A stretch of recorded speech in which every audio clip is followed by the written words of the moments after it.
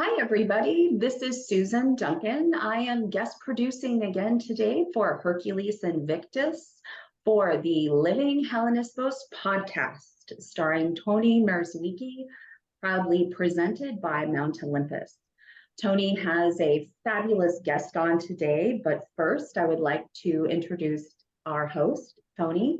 Tony is the author of a couple of fabulous books that you need to get if you don't know about them. And we cannot help but be more excited about discussing the great gods today. So I'm going to introduce my host, Tony, and have you pretty much take it away. Hi, Tony. Hey Susan, how's it going? Thank you so much for your very kind introduction. Of course, We're of course. we're very pleased to have a very special guest on today, Jason Mankey, who co-wrote Modern Witchcraft with the Greek Gods, History, Insights, and Magical Practice with Australia Taylor. Sadly, Australia is unable to appear on the show due to circumstances beyond her control. I reviewed their book for my Pathos blog, Holistic Spirituality, in June 2023, and wanted to learn a little bit more about it. But first, let's have a look at Jason's background. Jason Mankey is a third-degree Gardnerian high priest and helps run two witchcraft covens in the San Francisco Bay Area with his wife, Ari. He is a popular speaker at pagan and witchcraft events across North America and Great Britain and has been recognized by his peers as an authority on the horned god, Wiccan history, and occult influences in rock and roll. Jason is the author of several books, including The Witch's Book of Spellcraft, The Horned God of the Witches, and Transformative Witchcraft. Jason, thank you so much for making yourself available and coming on the show. How are you today? I'm doing well. Thanks for having me. It's always exciting to talk about the books that I've been blessed enough to write. Well, we are so thrilled to have you on. And on a personal note, I greatly appreciate your book as it enables those readers who are already immersed in Wicca or witchcraft to work with the Greek deities without having to dabble in Hellenic Reconstructionism if they're not drawn to it. You know, when we wrote the book, one of the reasons we wrote the book was there's not really a book for people who are not Reconstructionists. And there are a lot of people who work with the Greek gods who are not. So we wanted to create something that was very accessible for people who are already doing witchcraft or Wicca or sort of general paganism to actually learn about the gods.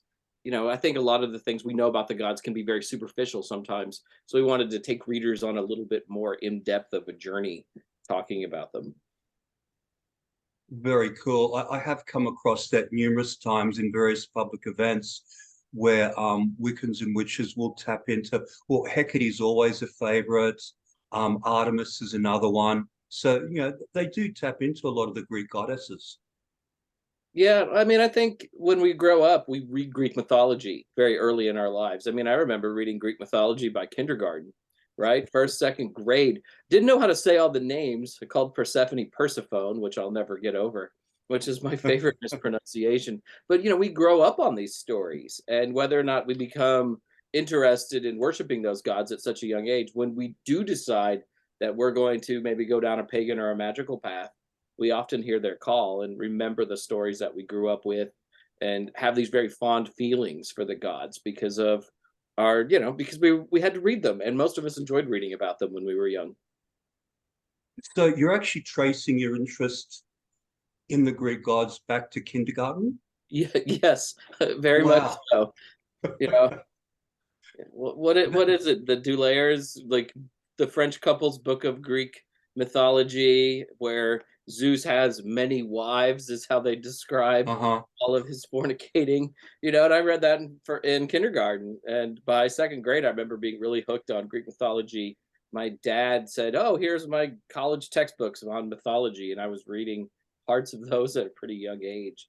Because the stories were great to read, and I don't, Jason, of course, being a Greek name too, there was that appeal that maybe I could lead my own Argonauts one day. That is so cool. Many academics have insisted that the ancient Greeks didn't practice magic, and this belief has been held by many Hellenic Reconstructionists. And again, on a personal note, I'm glad that you emphasize the prevalence of magical practice in ancient Greece throughout the book? I think every society just has this sort of desire to do magic. I think it's hard to look at any society and not see magical practice. Do we always like, is that magical practice exactly how we do it today? Maybe it could be defined in a different way periodically, but I think if you look, hard enough, you're always going to find magical things. And I don't think the Greeks were any different in that. If you leave a votive offering to Aphrodite, I think you're doing magic, right? That Yeah. just feels like magic to me.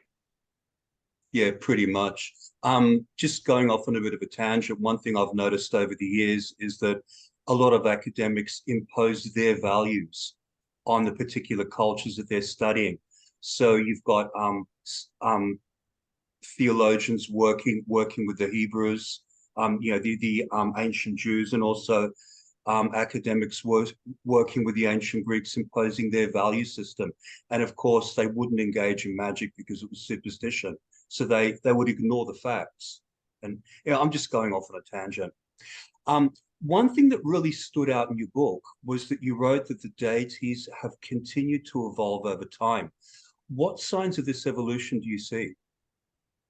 If you look at the history of the gods, it seems like they're always changing, right? I mean, today people think Apollo is the sun god. Helios was the original god of the sun, but attributes change, how people interpret the gods change. And I think most of us know that the Roman gods are not really the Greek gods, but they're so conflated in people's minds. And the Roman gods absorb that mythology, which to me just feels like a continual evolution of deity. And then, we can see things that are very specific. As someone who wrote The Horned God of the Witch is very much into Pan quite a bit. And if we look at how Pan was written about in the 19th century, in England of all places, everything about him kind of changes. He becomes much nicer, a little more sympathetic to others, and he becomes this deity of the English countryside. And people begin writing about him in different ways, and not just 5 or 10 people, but hundreds, if not thousands, of different authors and poets. And when I see something like that, I have to think that the god was somehow involved, that there was a whisper in somebody's ear, that there was a transformation that was happening during this period when it comes to sort of the perceptions and mythologies of Pan. If we are going to believe that the gods have agency in the world, then they have to be able to adapt and change, because don't we as human beings adapt and change over time? Why would a god be exactly like they were in the year 400 BCE in the year 2023? In the years that I've known you, I've been very aware of your work with Pan and Dionysus. So because we're talking about Pan at the moment, I was wondering if we could drill down a little bit further. Have you shared some of your experiences with Pan, particularly in group settings with neo-pagans and Wiccans and witches? So I remember the first time I ever did a public Pan ritual was at a festival in Detroit called Convocation. And they asked me to do this particular ritual because they had based all their festivals on tarot cards. And that year it was the devil, which Pan is kind of an equivalent in some ways, I guess. And I said, "Oh, I can do whatever I want." And they said, "No, it has to be rated. It has to be rated PG-13, no further than that," which was sort of disappointing. But when I think about Pan, I think about some of who he is as a god. And Pan seemed very confident in himself, despite being half of a goat. He thinks that he can end up with any lover that he wants. And, sometimes the means that he would use to pursue those lovers might be a bit problematic. But I like the idea of Pan being very confident. So I built a ritual around the idea of everyone there feeling sexy and empowered, because I feel like Pan often feels very sexy and empowered. And that was my first public Pan ritual. I remember the next morning I heard stories of people having sex in stairwells at the event, and I was very proud of myself for that. I don't want to take credit for it, but maybe the two were interconnected. I also think society doesn't like us to be wild very often, right? Like, we're not supposed to scream in public. We're not supposed to dance like nobody's watching. We're supposed to be reserved to a degree. So a lot of the Pan rituals that I do are about sort of letting that inner Pan out of someone's self, being free to embrace things that society tells us not to embrace, like, being sexy, enjoying physical pleasures, and those sort of things. So I build a lot of ritual around that, trying to empower people to take that energy with them when they leave a festival and go back to their local communities. I did that just Saturday, did a little Pan ritual, and all of a sudden, 3 hours after the ritual was done, people were still yelling "Eo Pan." I felt really good about that one too. So it almost sounds like you're using Pan as a way of enabling people to break their conditioning. Society teaches us to be compliant and reserved and everything else. So Pan enables you to break that conditioning and let your hair down and party. Absolutely. I think Dionysus is the same way too, but I think there's something a little bit more primal about Pan. I mean, Dionysus as a god of theater's kind of organized in its way. Yes. Yeah, Pan a little less organized. Okay. So it seems to me that the path that you teach in your book is magical, while that of the Hellenic Reconstructionists is more devotional. Is one path superior to the other, and do they have to be mutually exclusive? I don't think any part is superior to the other, and they don't have to be exclusive. I would say that primarily I'm a devotional person. I mean, to me, that's always been the focus of my work is relationships with deity, pouring libations, having these gods as active presences in my own life. I think Estrella did a little bit more with the magical parts. I remember we're writing the book, I would write rituals to the gods at the end of every chapter that I was in charge of, and she would write spells. And I think that they're both great ways to work with deity. I think if you're partnered in spellcraft with the deity, you're learning more about that deity, you're feeling their energy and such. But for me, a lot of it is, I want to do a ritual, right? Where I'm just communing, I'm not really asking for anything, I'm just trying to experience that power. That was actually one of the really cool things about your book. There was your devotional approach, there was Australia's magical approach, and then you had a number of your friends coming and making contributions as well. So readers can scan through, see what they resonate with, absorb that, and maybe modify other things. I think it's great having a multifaceted approach like that because everyone's going to find at least something in the book that they can resonate with. These gods have been worshipped for thousands of years, from nearly India to Great Britain, and it's in their in the original ancient world, but now on every continent. And I think when that happens, there's going to be lots of different approaches. There're going to be lots of different experiences, lots of different ways to do things. And we really wanted to share as many of those ways as possible. And bringing in our friends to help write about things, and Estrella and I both having sort of different focuses and different wow, trying to think of just the right words. So just, different focuses on, how our relationships are gives people a wide range of things to choose from. Hmm. Would you be able to walk us through how you'd go about working with the Greek deities for a specific purpose? One thing that I was toying with was in California, we've got a major problem with homeless people. So perhaps a spell to benefit society to improve things for the homeless. I'm trying to enable listeners to get an insight into your headspace and how you work with the Greek gods. And this would be a way that you'd be benefiting society. Well, I think the first step is to have a relationship with deity. I don't think that the deities are vending machines. We don't just look through lists of attributes and go, hey, I'm going to work with this particular deity because it seems like what I'm trying to tackle, this deity knows something about. I think, first of all, you have to develop a relationship with deity. And there are many different ways to develop relationships. To me, I think the easiest one is by talking to deity and pouring them libations. Deities like gifts, just like human beings, and deities like to be acknowledged. And so that's, I think, the most important place to start is with that acknowledgement. Then when you're working on something specific, you want to find a deity whose attributes are about that specific thing to a degree. because I have like very close relationships with particular deity. Sometimes there's a little wiggle room. Maybe Dionysus isn't seen as this particular deity about one thing, but he's still a deity. I feel like it's fair to call on him sometimes. And if he didn't want me to, I think he would let me know. As for doing the spell, I think when I do spell work with deities, it's much like any other spell work. But what I'm trying to do is actively invoke them and feel their energy in my ritual space merge with my own energy and the energy of my coveners if I'm doing things with my group. It's not that Athena all of a sudden is a member of the coven, but I think that if you call her and you have a relationship with her and she steps in, you can feel all of that power around you. And I also think it changes your perception on things. I think that certain deities just have this energy that comes off of them and it changes how we feel in a specific moment.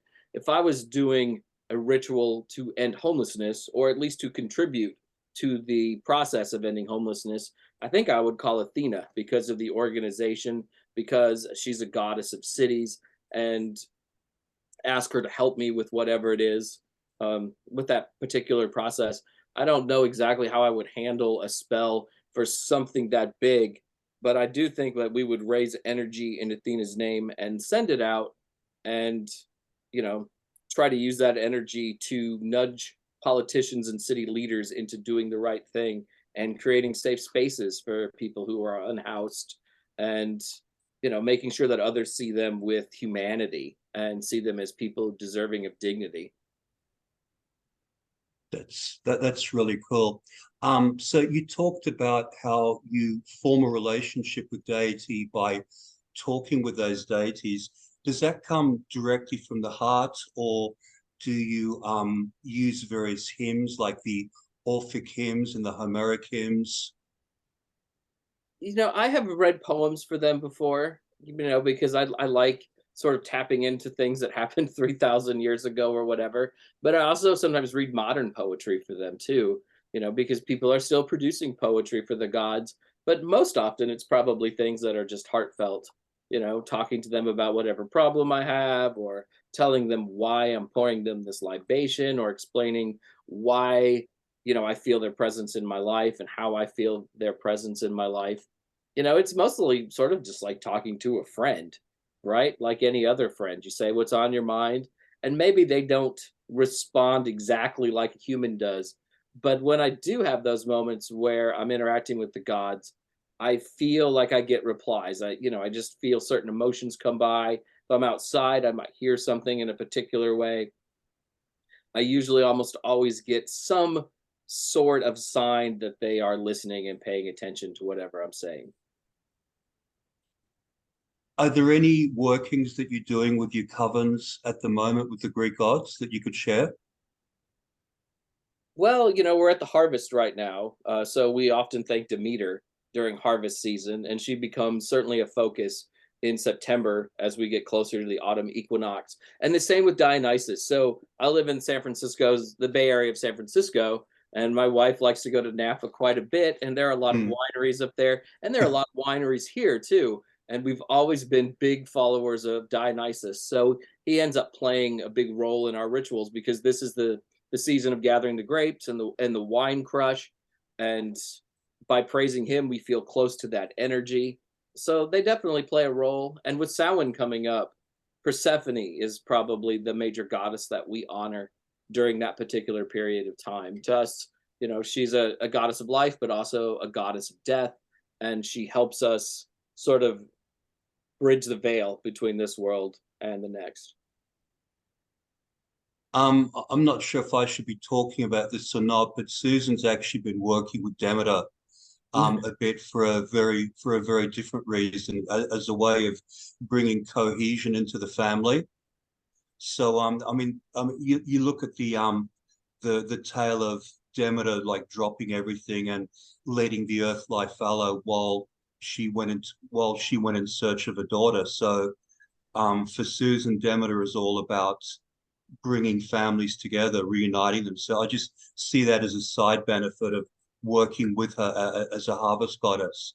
I don't know if I should have mentioned that or not, but it's just interesting that you've been working with her extensively, and Jason just talked about her then. Yeah, that was magical. That's what magic is. It's these interactions sometimes that you can't understand, and then she comes and says hello to me through you. So it's a beautiful thing to have a relationship with the gods and also to feel their presence. She has no, honestly, I mean, Tony and I, we just moved into a place, so she's still in a box, but right now I can feel her going, get me out, put me up with some beautiful flowers and, put out a plate of food for me. And just something so giving. And I guarantee you it works. It is been profound in my life when Tony was like, hey, try this. And I'm like, okay, what do I have to lose? Because when you try everything practical and you kind of get to that point where you are calling in something, it can be so beautiful and so inspiring. So yes, thank you guys for mentioning Demeter. And if you're not working with her, she's so good for the heart space, for the mom space, like what she did in the underworld to go get her daughter back. Like if you're having any type of discord with your own daughter, just try it. Try something different. That's all that we're saying. So I'll back that out, guys, and wait for you guys to finish. Thanks for bringing it up. Yeah, No, sorry to kind of drag you in, but anyway, it just seemed appropriate.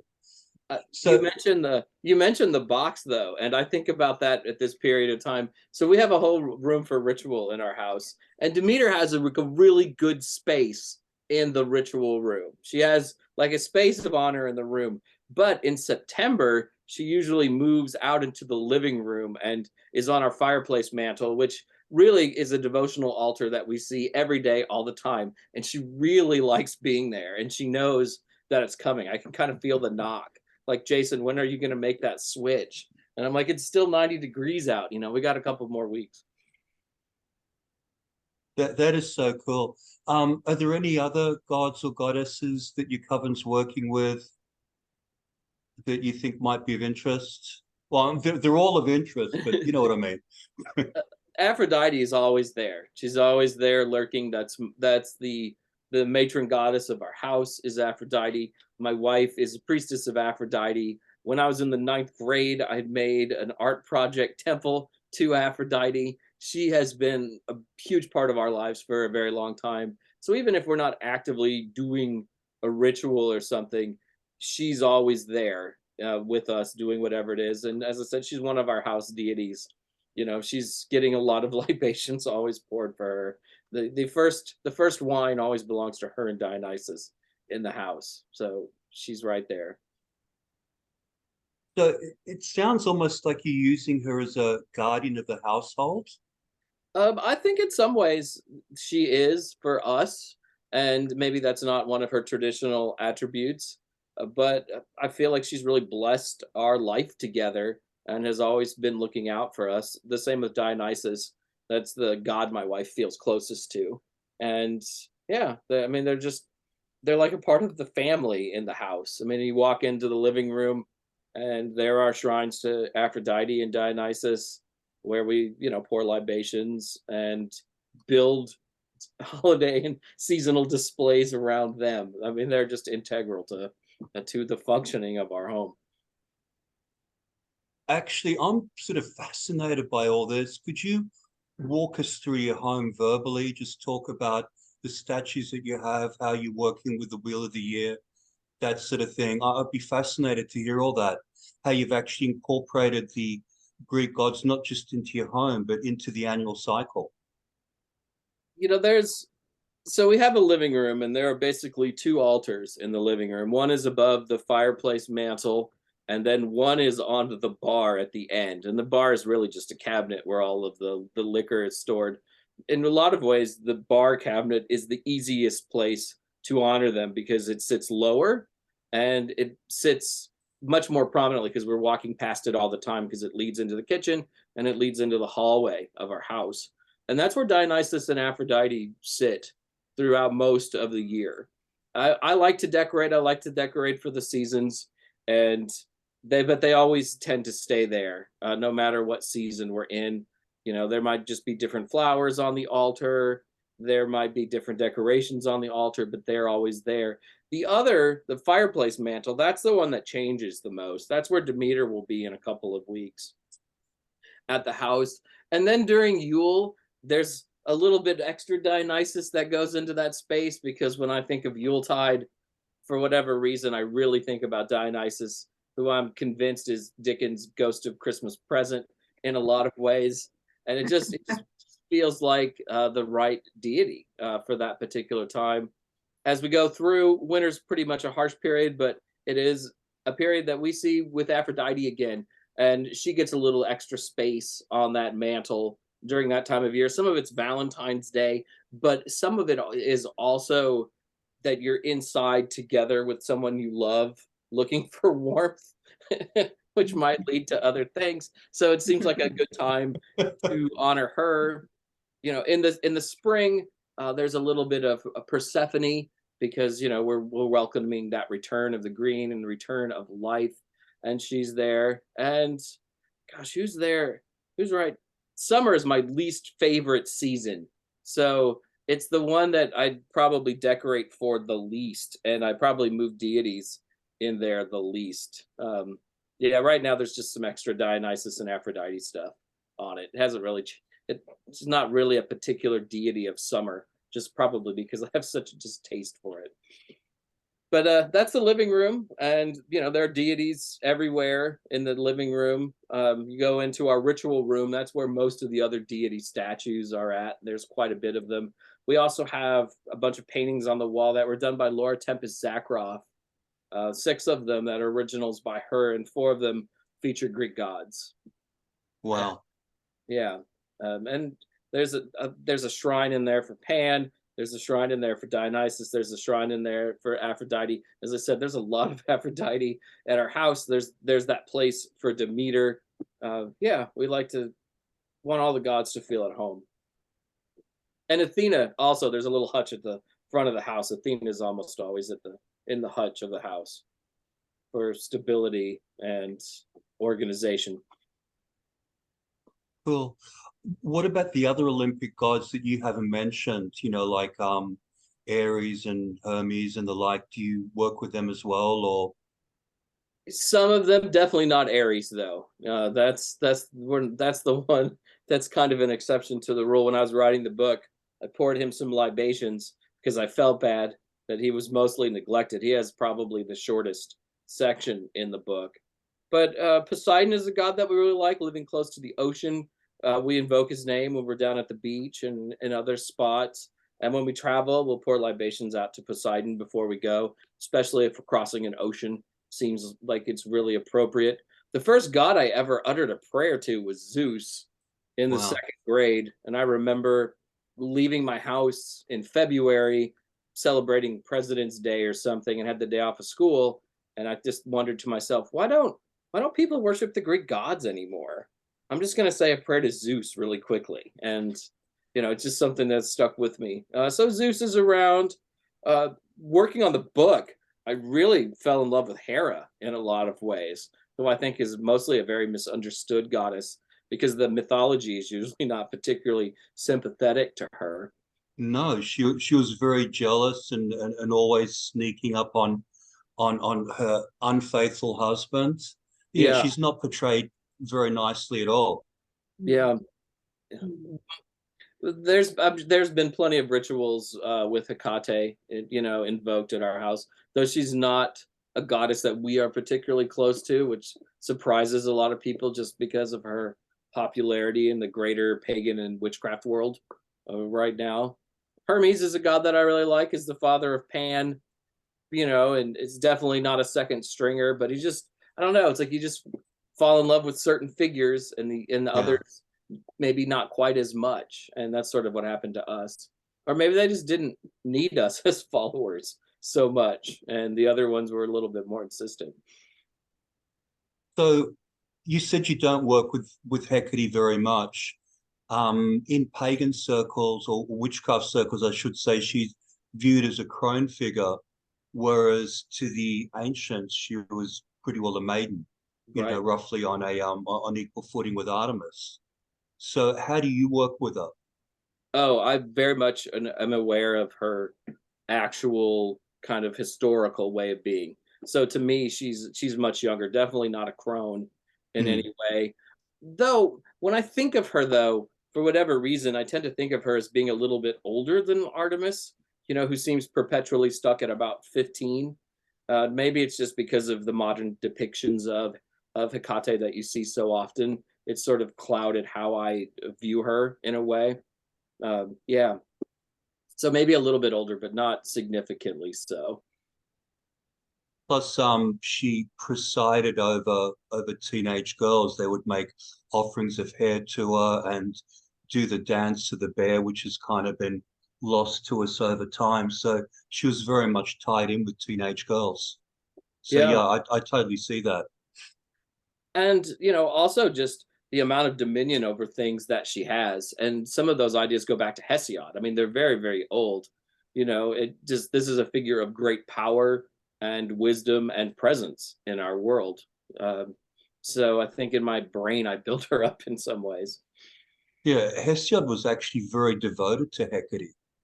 He didn't see her as an evil goddess as so many others did in later times.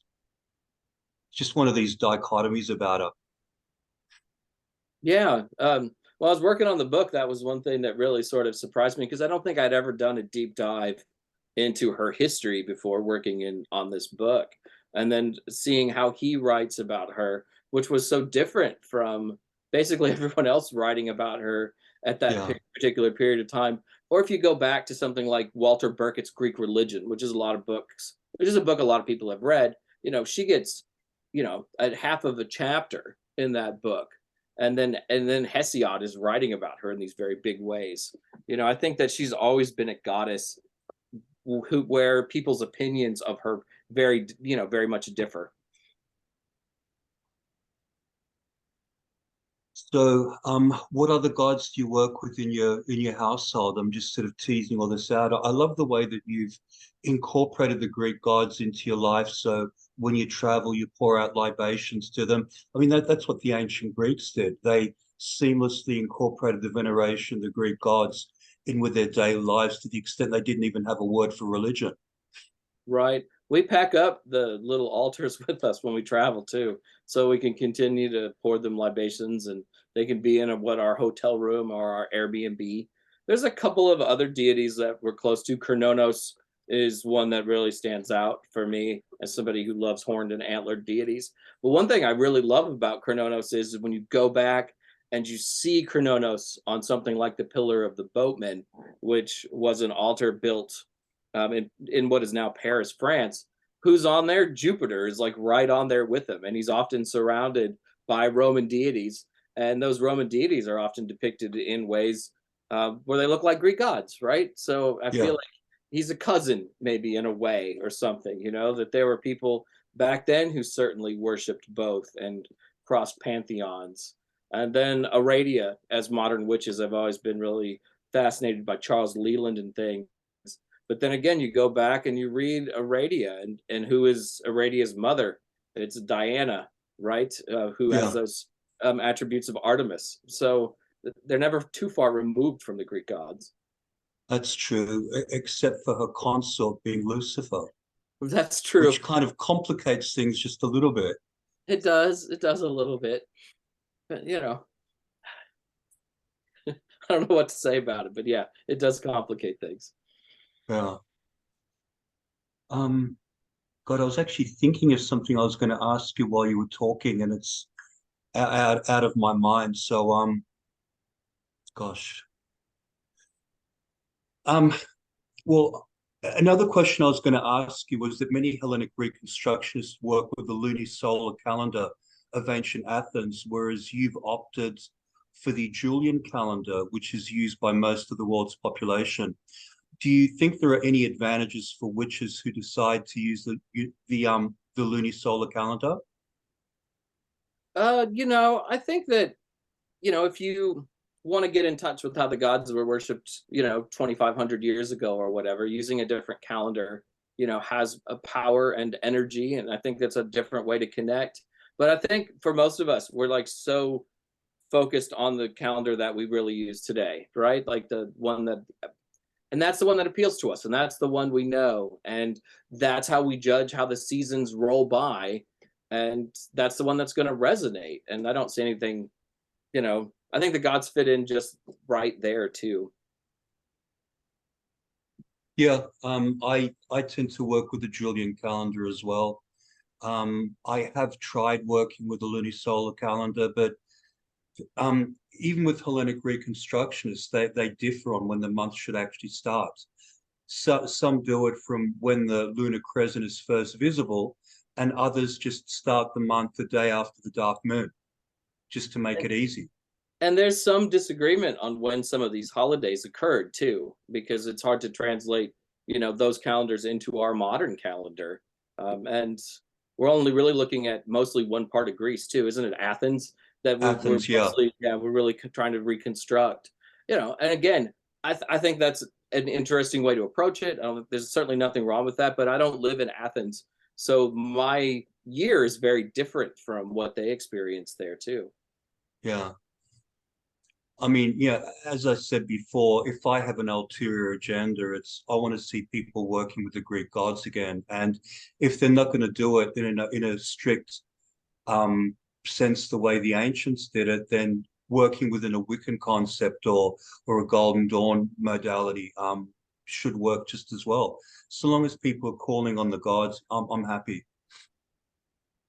I feel the same way too. However they call to you is how they call to you, and however you worship them, as long as you do with honor and respect, I think it's should be all good.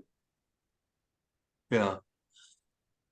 Um, so overall, how do you think that working with the Greek gods has improved your life? I mean, you've talked about how you've incorporated them into everyday life. I mean, I can just go back and look at my life before I was actively worshiping the gods and after actively worshiping the gods, and it's always been better since actively worshiping the gods. You know, is that the result of worshiping them? I'm not always sure, but in a lot of ways, when we've asked certain things of them, they have delivered for us. I'll never forget, it was Christmas, it was Yuletide in December of 2011. We had just moved to California that previous February. So I've been living there about 10 months. And we were living in a townhouse. And we didn't like where we were living. We felt confined. We weren't close to a downtown area. We just really weren't meeting a whole lot of friends or whatever. And we've been looking for a new place and we were failing. And my wife said, would it be okay if we just lived where we live now for another year and then we'll try again next year? And I said, sure, I guess that would be fine. If it doesn't work, it doesn't work. I got up to use the bathroom. She decided to go through Craigslist one last time looking for a place to live. And she saw an ad for a house that didn't really say where the house was. It was just close to a downtown and it was in our price range. She asked for a shot of whiskey. She held it up to Dionysus. She threw it down, said, Dionysus, give me strength, called the number. We signed a lease 48 hours later. Wow. And still live in that house. So, I mean, I think that they're watching out for us. I think that they have an involvement in our life, and we thank Dionysus, especially for this house where we still live today. Can I just say something real quick? I'm a real estate agent in New York City and also in Los Angeles, and I cannot tell you what a beautiful story that is. It touches my heart so much because it is such a complex thing to try to find a home, and to have that instantly change when you bring it in, that is the reality. It is just so magical when that happens because it's with intention. So I'm going to use that with my clients, if you wouldn't mind. One of the things about moving to this house, when we moved in, we all of a sudden lived 5 blocks from a downtown area, and we started hanging out downtown. Found a local pub, made a lot of friends at that pub. We finally had room to have a coven, so we started bringing people over here. So it really gifted us with communities, both magical and mundane, that have been really great for our lives. I think things would be really different for us had we not ended up in this house that we ended up in. Oh, that's beautiful. That's beautiful. So you kind of hinted earlier on about how different your life was before you worked with the Greek gods and how it is now when you're working with them. Could you walk us through some of the changes that you've noticed? Well, I was a little estranged from my family for a couple of years, and when I started practicing the craft, and especially when I began to form relationships with deities, that's when that changed. It sort of opened up. Also, I feel like the gods have given me the power and the fire to do a lot of the things that I want to do. I'm naturally pretty introverted. To go and lead rituals for Pan or lead workshops takes, a little bit of extra energy that I don't normally have. And I found it when I started worshiping Pan and Dionysus specifically. Like it changed sort of who I was and what I could do when it came to dealing with other people. And before Ari, I'd never really had a very long term committed, super loving relationship. And Aphrodite gave that to me with her, and we've been together ever since. And I've been able to form better friendships and relationships since working with the gods. I don't know, it's just like a whole different sort of mindset and a way of looking at the world. I had no idea that you were introverted. I've Nobody does. attended a couple of your rituals, and you're basically a man in control. I've seen you in action. There's nothing introverted about you when you're heading a ritual. So, I mean, this is a side of you I haven't seen before. When you're running a ritual or a workshop, you are in control, right? People are there to see you and to do whatever it is that you want them to do. But when you step outside of that world, that's when the awkwardness kind of slips in, right? Like, where am I supposed to stand at this party? Who really wants to talk to me? And sometimes it's really uncomfortable, and I just kind of begin to shut down. A couple of people over time have like, you're really kind of snobby, and it's like, I know, I just don't really know what to do sometimes, or how people want me to act, especially going to festivals. I go to a lot of festivals, and you don't always know a lot of people at those festivals, and you kind of get dropped in to these groups that have all of these established friendships and relationships. And when you kind of get dropped in on a group, it's really hard to find your place. Your place is while you're teaching, while you're running a workshop, but those other 18 hours are something else entirely. And that's where the natural introvertedness kind of creeps in.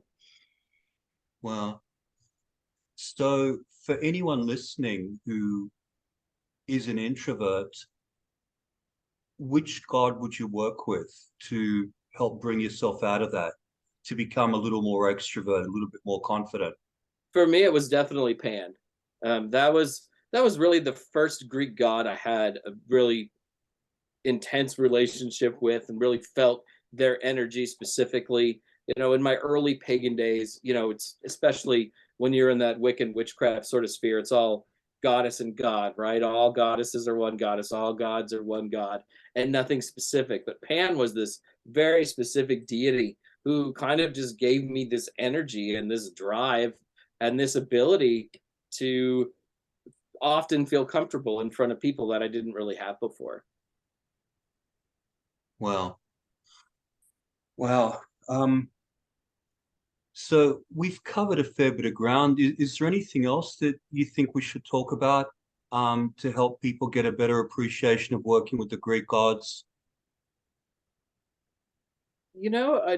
I just feel like, they're here in the world, and they've always been here in the world. One of the things that I love about the gods is, people have tried to vanquish the gods at many times over the centuries, and they always fail.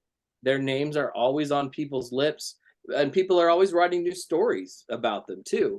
And I know some people, especially in the Reconstructionist community, are kind of bothered by that. But I mean, I love a good retelling. When Circe came out a couple of years ago, which is a Madeline Miller book, just beautiful prose and a different interpretation of an ageless story. And I love that the gods continually reinvent themselves and adapt to where we are today and are here for us. I mean, I'm a big fan of the Percy Jackson books, at least the first 5, because I think that they're great gateways into the Greek gods. And in 5 or 10 years, we're going to be going to all kinds of pagan festivals, and there are going to be all these kids who love the gods because they met the gods in Percy Jackson. And I think that's great, and there's just always new avenues and ways of getting to know them, and ways that they make their presence in our lives felt if we're out there looking for it and are receptive to it. I totally agree with you with the Percy Jackson series. Whenever you have a Greek mythology themed series that's embraced by kids, then some kids will just enjoy it for what it is, but you'll have some thinking, I want to see what the reality is behind this and start to investigate it. And these are kids who may not have been experienced to the Greek gods in the past. I mean, up until a few decades ago, the standard in education was a classical education where you were taught the Greek and Latin classics. That's missing from our education now. So I think Hollywood, just on a personal note, I think Hollywood movies are more important than ever just to introduce kids to Greek mythology. Yeah, and it's a shame that the Greek gods weren't portrayed better in Thor: Love and Thunder, which really hurt me. Yeah. You know, though I'm excited for Brett Goldstein as Heracles, though I'm sure they'll call him Hercules, but that was the only good one in there. Russell Crowe as Zeus left me a little cold. Yeah, I normally like Russell Crowe in movies. I was not wrapped in him in this. No. And, and that came out like about the time I got done writing this book too. So, I was like heavily involved, and like, they were on my mind even more so than they usually are. So like it hit me quite a bit, like when I saw Yeah. how Dionysus and Zeus were portrayed in that film. Just further to what you were saying about Hollywood retellings, the myths never stayed constant. I mean, you look at Aphrodite, who you mentioned a number of times. You've got one lineage in Homer, another lineage in Hesiod. So the Greeks themselves didn't exactly agree on the myths of the various gods. So to have them retold doesn't hurt at all, I don't think. So long as you're instilling people with a sense of awe and curiosity in the gods. One writer that I read was talking about the differences between Hesiod and Homer, but they also wrote that you could tell that they were talking about the same gods, right? Like their characters and who they were and what they were deities of were usually the same, even if their parentage was different or their mythologies were different. And I always enjoyed that. Like as long as the retelling gets who the god is correctly, I'm excited for it. And one of the other things too, when I think about how we consume Greek mythology today, is I feel like people like Bullfinch did us a grave disservice because they make it feel as if there's this very linear story and that there are these very exact versions of the myths. And if you scratch the surface, you realize how quickly that's just not true.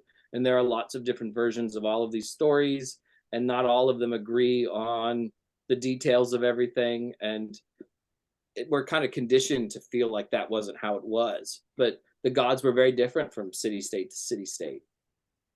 Yeah. So you were talking before about differences between Homer and Hesiod, and that you could tell that the same god was being worked with. I was wondering why you think that is. Are we dealing with archetypal energies or a true nature of various deities, but just different ways of looking at them through different myths? How do you see those similarities being accounted for? I think the gods are trying to provide pathways for us to understand them, for us to experience them. And so they reveal those pathways in different ways to different cultures and societies. When it comes to Hesiod and Homer, is it an archetype? Is it a certain energy? I don't know. But in my mind, I always think of it as the gods are whispering in their ears, right? And you think of whispering in the ears and you think of maybe the game of telephone that we used to play when you were kids. And oftentimes you kind of get the crux of what the message was, but it was never exactly right. So anytime somebody whispers in your ear, it could be you could interpret that whisper a little bit differently than somebody next to you. That makes a lot of sense. I've sort of wrestled with the idea of whether we're dealing with the same archetypes or energies, but the gods feel very real to me, very real. Yeah, absolutely. I know some people who think of them as energies and, things that we can't quite describe. But to me, it's just, they're just deities, right? I mean, I'm not sure that they live on a cloud wearing togas all the time or whatever it is. but I think that they're very real figures who have emotions, who deal with things in their own ways, who care enough about humanity to be involved with humanity. So previously you talked about the similarities and differences between the Greek gods and the equivalent Roman gods. Like say, for instance, Zeus and Jupiter. Do you see them as being the same deity, or do you see them as distinct? Because I've seen reconstructionists claim different things. Some people say that they're distinct deities and you shouldn't equate them, whereas other people just see them as the same archetype. That's a great question because I've never quite answered it for myself. I've always assumed that deity is different than I am as a human being and can interact and can do things in a multitude of ways. So I don't like to limit deity necessarily. Certainly, if you look at the origins of most of the Roman gods, you know, sometimes their attributes are different in society than those of the Greek gods. But the fact is that they absorbed a lot of the mythology of the Greek gods. Uh, does that make them the same God? I'm not really sure. I think if you worship them as the same God, though, I can't see them being angry about it because they decided to share that mythology. Maybe they are connected in some ways. And especially a deity like Zeus, Jupiter, who is Indo-European, they both have a common ancestor way in the distant past. I've always thought of myself as a soft polytheist just because I don't want to be the person who thinks they understand the natures of deity in absolutes. I just don't, right? I mean, there's mysteries upon mysteries. And, whether or not these deities are the same or different, that's one of the mysteries. Yeah. I'm so glad you gave the answer that you did, because it highlights that even someone as well qualified as you doesn't have all the answers. None of us have the answers. So anyone who gets into the material that we're getting into is going to have to come up with their own conclusions. They develop their own relationships and, like I said, come to their own conclusions. If you want to worship Dionysus as Bacchus, I mean, I think that's your prerogative. If that is unacceptable to either of those deities, I have to assume that they would tell you that's unacceptable, right? Yeah. So, if it makes sense to you as a practitioner, I think it's fine. Just backtracking a little bit, you were talking about the way you develop a relationship with the divine is that you pour out libations and just talk from the heart to them. Is there a particular favorite libation that you have that you use for them? Or have you found over the years that certain gods prefer certain drinks? Oh, it's always alcohol. It's not surprising. It's a lot of wine, but also my wife and I are big whiskey fans. So it's often whiskey too. Okay. They don't traditionally drink whiskey because there was no distilling in ancient Greece or ancient Rome. But when we crack open a new bottle of whiskey, we feel like they should have the first sip of the whiskey. So it's almost always alcoholic. Sometimes, certain times of the year, it might be food, but most often wine or whiskey, maybe tequila on a hot summer day. Those are it. It's interesting that you're happy to use non-Greek stuff. So, like, you've come to that conclusion. In the past, I've visited Cinna a lot, which is a Greek wine that's preserved in oak jars that are sealed up with pine resin. So you've got this strong pine resin taste. Sort of thought, well, it's traditional in Greece, so I've kind of used that. But at the end of the day, there are no hard and fast rules. You've found that what you're using works perfectly well. I've also had Retsina many times in my life, and when I was in Greece, they would ask me, "Are you really sure that you want to drink that?" A lot of people don't like it particularly much, but I feel like the gods are living here with us, right? They're Yeah. not just confined to one place. Why would their palates be confined to one place? Why wouldn't they accept other offerings? My wife and I have been to the UK several times, and one of the things that we're always amazed about when we visit the UK is how many representations we find of the gods there in the UK, whether you're at the Roman baths or whatever else, right? You know that they were worshipped in this place. Scotland's not too far away.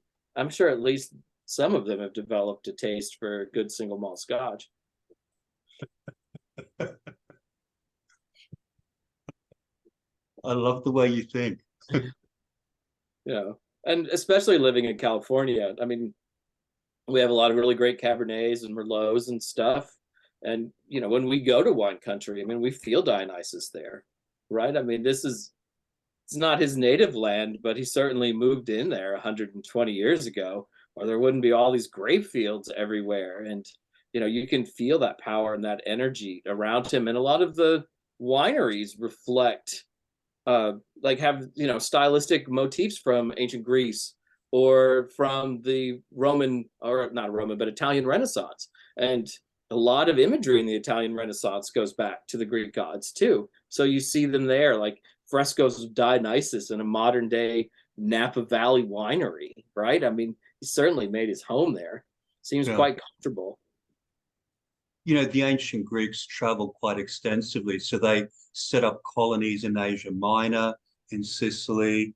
They venerated their gods there. So they certainly didn't limit them geographically. And I think if the ancient Greeks had actually made it to America, they would have been venerating the gods here as well. So, we really shouldn't be limiting them geographically. Absolutely. I mean, they're worshipped in every continent. I'm sure there's somebody in Antarctica right now who has a tiny little shrine to at least one of the gods, there in whatever cell that they sleep in, I'm just sure of it. Like every continent, I think that they're worshipped on, right? I certainly hope so. So, just bringing this to a bit of a close, what do you hope people and perhaps society as a whole will get out of your book? I want to share, I think both us, Estrella and I, both wanted to share accurate histories of the gods so people could kind of know how they were worshipped in ancient times, because I think that's a very important part of the story. These are Greek gods, and I think it's important to know how they were worshipped in ancient Greece. But we also wanted to continue the story. The gods didn't just stop being worshipped in the year 381. It's gone on and on and on. It's continual. And we wanted to share that history too, and open avenues so that people could experience those gods in their own lives. Hopefully people read the book and go, wow, I really want to work with Hera now, or wow, I really feel close to Persephone. And this book helps provide a bridge so that they can meet those deities and do that work with them. And hopefully it's fulfilling in their lives to work with the gods. I know it has been in mine. Absolutely. So what current projects are you engaging in now that this one's been dragged over the finishing line? I just finished a devotional anthology for Chrononos, which was released last month, which was nice. I was one of the editors with John Beckett, so that was a long project. And right now I'm writing a biography of Raymond Buckland, who was one of the first witches in the United States, public witches in the United States. So that's been taking up a lot of time, and that's a completely different skill set in a lot of ways than writing about the gods. So that's been a challenge, but mostly a fun one. Very cool. So if anyone wants to find out more about you or perhaps even contact you, what's the best way to do that? I'm easily Googleable. Is that a word? I think there are only 4 Jason Mankeys in the entire world. So I'm the one who comes up first, much to the chagrin of the preacher in Indiana. So yeah, go me. So I'm easy to find every major social media platform. What the thing formerly known as Twitter, Facebook, Instagram, TikTok, Threads. It's all there. I'm not hard to find. Wow. Susan, do you have any last questions for Jason? No, I just want to tell everybody to get this book. To have the marriage of modern witchcraft with the Greek gods is so beautiful. He's holding up the book now. We cannot recommend this book more. Please get this. This is a wonderful addition to any library. It is so well researched and from the heart, and just comes with so many years of experience. So please, please, please add this to your collection. And thank you so much, Jason, for coming on. And also too, I want to give a shout out to Hercules Invictus for allowing me again to guest produce for him. I really appreciate this podcast and just getting the word out. We are a tight-knit community that is being inspired from these beautiful gods, and Again, thank you for coming on and sharing your story with us, and please buy this book. Thank you so much. I mean, to me, this was really an act of devotion, and I think it was for Estrella too. We love these deities so very, very much, and just wanted to share that in a book. Cool. Well, as Susan said, Jason, thank you so much for coming on the show and letting us get to know you a little bit better. I was going to say I wish you success with all your future endeavors, but Susan does as well. So have a great evening, and thanks again. Thank you both. This was really fun. Thank you so much. Come on anytime. And if we could maybe get Estrella on at some future date, we would love to chinwag with you guys and talk to you about your personal relationship again with the gods. It's been so much fun. Thank you again. Bye, guys. Signing off. Thank you. Bye. Bye.